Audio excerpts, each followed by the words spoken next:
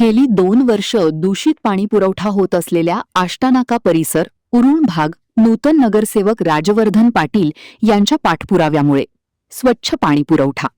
सांगली जिल्हा. आष्टानाका येथील पाईपलाईन फुटल्यामुळे व गटारीचे पाणी मिश्रण होऊन उरुण भाग, आष्टानाका, माळी गल्ली, लोणार गल्ली, बिरोबा नगर, जुना कामेरी रोड, सावंत गल्ली या परिसरात गेली 2 वर्ष दूषित पिण्याचे पाणी येत होते.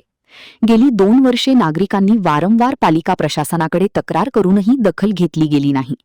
नूतन नगरसेवक राजवर्धन पाटील यांनी स्वतः जातीशी लक्ष घालून गेली 2 वर्ष दूषित पाणी पुरवठा होत असलेली फुटलेली पाईपलाईन दुरुस्त करून नागरिकांना स्वच्छ पाणी पुरवठा सुरळीत करून दिले.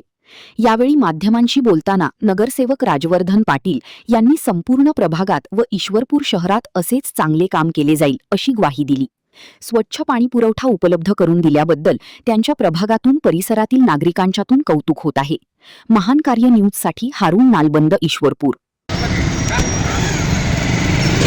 आष्टानाका येथे नॅशनल हायवेच्या गलथानपणामुळे किंवा मला नगरपालिकेच्या प्रशासकीय जुन्या भूमिकेमुळे आम्ही 6 महिने झालं तक्रार करतो की बाबा जुना कामेरी रस्ता, लोणार गल्ली, उबार गल्ली येथे दूषित पाण्याचा पुरवठा वारंवार होत असून ते लिकेज कुठे ओळखावं. आम्ही युद्ध पातळी मोहीम राबवली असता आम्हाला तो गटरच्या खाली तो लिकेज आज सापडला.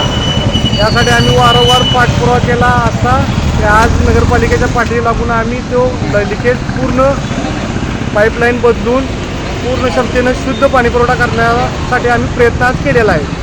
यासाठी आम्ही नगरपालिकेकडे वारंवार तक्रार केल्या की रोड करायच्या अगोदर तुम्ही ह्या गोष्टी पूर्ण करा, लिकेज उडक्या किंवा ह्या बाबी करा. तर नगरपालिकेनं प्रशासनाने ह्या गोष्टीकडे दुर्लक्ष केलं. त्यामुळं आज केलेल्या रस्त्याच्या नुकसानीला जबाबदार ही प्रशासन आहे, माझं ठामपणे मत आहे. आणि त्या आज लिकेजचं तर काम पूर्ण झालं, लोकांना पाणी पुरवठा व्हावं ही आमची नगरसेवक म्हणून आमची चांगली भूमिका होती आणि आम्ही ती पार पाडलेली आहे. एवढंच बोलतो, थांबतो. जय हिंद, जय महाराज.